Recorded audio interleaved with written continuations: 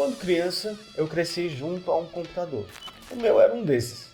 E na época, eles eram beges. A internet também era bem diferente. Antes das redes sociais, o que a gente tinha para nos apresentar ao mundo era um site ou um blog pessoal. Tudo isso mudou. E agora, se você não tem ao menos uma rede social, você não existe mais. E também é muito esquisito. Parece que quem nunca te viu pessoalmente tem que saber que você come, e que você viaja, e que você tem um pet, e que você come e viaja, para entender que você é um ser humano funcional.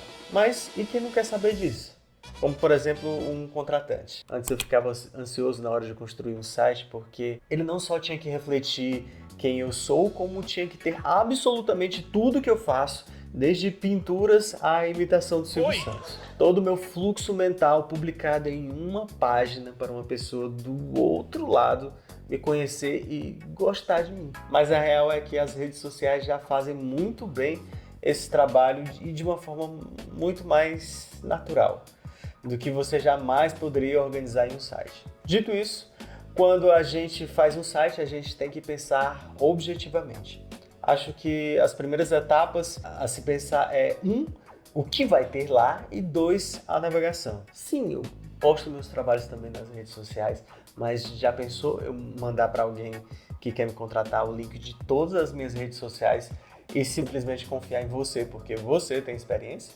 Eu sei que tem muita gente que trabalha ou faz o próprio portfólio no Instagram. Bom para você, porque provavelmente vai ter bastante visibilidade, mas aí tem um revés. Se ele muda as regras ou layout, você vai ter que mudar também. Fazer um site próprio te traz controle sobre o conteúdo visto e como ele é visto. Por isso que eu falei das duas coisas importantes, o conteúdo e a navegação. Na criação de um portfólio, que é o meu caso, o conteúdo é definido não só pelos trabalhos mais relevantes, mas também os trabalhos que mostram versatilidade, que é montagem, edição e animação. Agora é a navegação.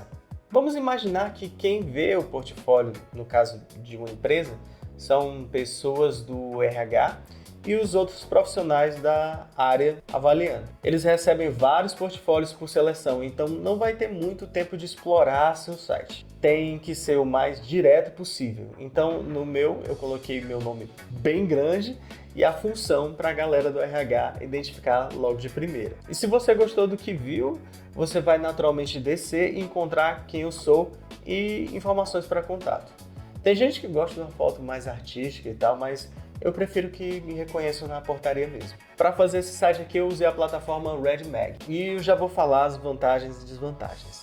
A vantagem que me fez escolher ele é poder ter liberdade no layout, podendo criar o que eu imaginar aqui dentro, porque ele deixa você criar no modo grátis e até publicar. Você só vai pagar mesmo na hora de botar o seu próprio domínio. Isso para quem é procrastinador ou perfeccionista é ouro. Aqui vai uma recomendação. Sempre que compre o seu domínio em um outro lugar para garantir que você vai ficar com os direitos dele, do seu nominho.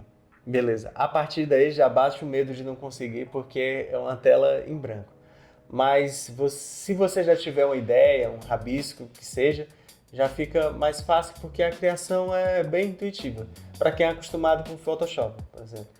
Se você não tem intimidade com programas de criação, talvez o RedMag não seja para você.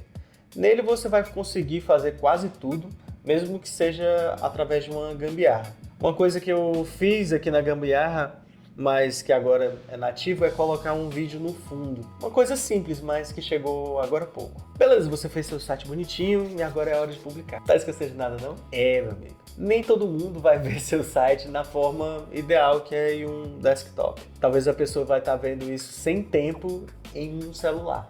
Então você vai ter que adaptar também para isso. Aí vem a grande desvantagem do RedMag. Ele não faz isso automaticamente muito bem. No meu caso, vai ter que ajustar página por página.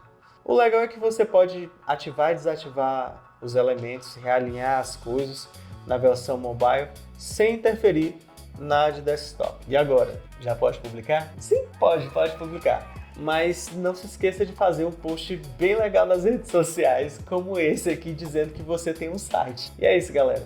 Faça um site de vocês, é importante, você nunca sabe quando vai precisar. Um abraço e até logo!